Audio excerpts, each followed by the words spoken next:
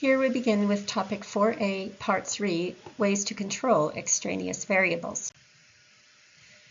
So we'll talk about different types of control today, and in essence, we're trying to do what we call holding extraneous variables constant. By constant, we just mean similar or identical for all participants. And there are two general methods that we'll talk about in the next slides. First, we could constrain the participants who are allowed to join the study. We could screen or choose participants who are of one gender or similar age or similar background or have few differences in the key variables of interest. Secondly, we could constrain the task. We could make the task as similar as possible across conditions, like using the same time, similar weather, same experimenter, same script, and things like that. So let's give an example from our Good Samaritan study. You know that researchers selected only first-year male seminary students. So what does this mean? What it allows them to do is to eliminate certain variables that could impact the DV. So here's our study. Sense of urgency, they were either late or not late, and we wanted to measure helpfulness. Well, here's an extraneous variable, their age. Maybe older participants are, more confident than younger. Here's an extraneous variable, their value system. Maybe some individuals don't care that much about helping, and others do care about helping. Well, I think the researchers could assume that people who are in the seminary, where they're studying to be pastors, do care about helpfulness. And so now we've constrained who can be a participant based on similarity in their values. We can control their gender. So we used all males in this case. We might have a difference between males and females in the extent of how helpful they would naturally be, and that could confuse the outcomes or the impact, the ability to determine the impact of this sense of urgency. And education is an extraneous variable. Maybe those who are farther along in their education, like the seniors and freshmen we used in our last example, maybe that would make a difference. So even if they're not systematically different, like a confound would be, they still could make an impact. So let's make sure that all of the people are about the same level of their education first year. They're all male, same gender, so we don't have those differences. They are similar in the value they place on helpfulness, and they're around the same age. Now we've controlled for our possible extraneous variables, and we no longer have to worry about them. Now they will no longer impact our dependent variable. These constraints lead to less noise or less variability in the dependent variable, but as we'll see later on, they can create other problems. A second example is to constrain the task.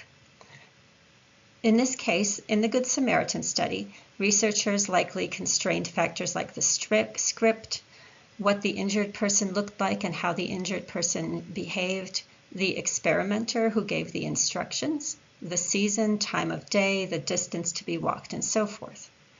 So here's our sense of urgency, people assigned to either be late or not late to give a speech, measuring helpfulness to a stranger they meet along the way.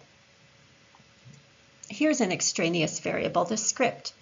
What if the experimenter says to some people, "Oh man, you got to rush, you're in a big hurry," and to other people says, "Oh, you're running a little late"? That would make a difference.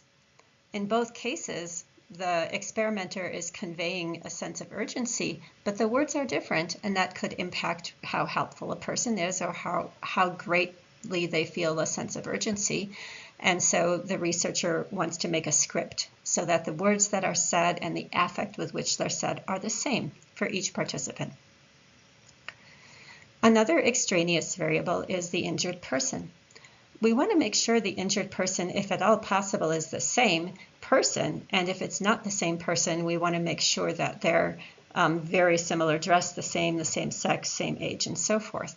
Because if in some cases it's male and some female, or in some cases an old person and others a young person, or in some cases they're moaning very loudly, and in other cases they're just laying there, all those things could impact helpfulness. So we want to make sure that the injured person is the same person and behaves in the same way. We want to control the experimenter. What if, in this study, some of the participants had an experimenter who was a young woman, and in other cases they had an old man in a lab coat? They might take the sense of urgency differently depending on who conveyed the information. So if at all possible, we want to have just one experimenter or an experimenter who's very similar in those ways. And finally, the season. If some participants are doing this experiment during the cold winter months where there's snow and ice on the ground, and others are doing it on a beautiful fall day, that could make a difference in the extent to which they help, maybe causing them to be more likely to help lest the person on the ground freeze, or maybe less likely to help because they just want to get to their destination and warm up. So the researcher controls all of these things, and by controlling them, they eliminate these from concern. These will be the same across each participant and across both conditions.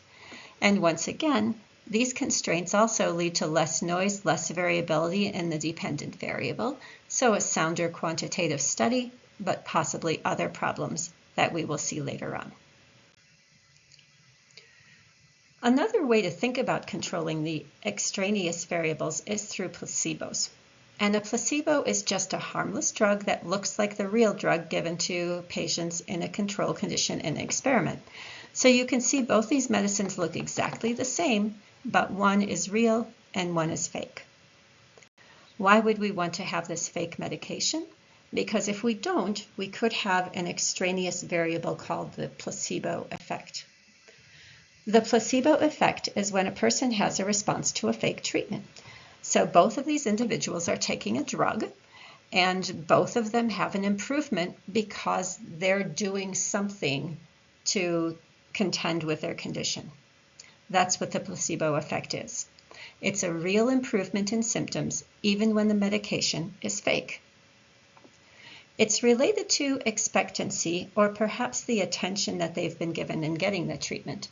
If people think they're getting a medicine, even if the medicine is fake, they can still improve through their own expectation of improvement.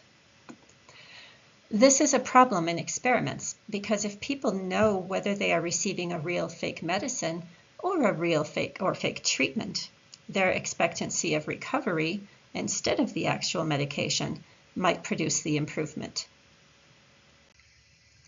Your book had a nice image of what this might look like. Let's imagine that we have a three-condition, or we could say a single factor, multi-level design. We have one independent variable, the condition, and we have three levels of this condition. We have the treatment, we have no treatment at all, and we have the placebo, the fake treatment that looks real. So in the case, these individuals are expecting to improve because they've received something. And so you can see both the treatment and the placebo condition improved. The placebo didn't improve as much as the treatment, but they still improved. And that's as opposed to the no treatment condition, where individuals know nothing was given to them, so they have no expectancy of improvement. One way that we deal with this particular extraneous variable to avoid the bias like placebo effect, and also another bias called experimenter bias, is by using what we call a single-blind experiment or a double-blind experiment.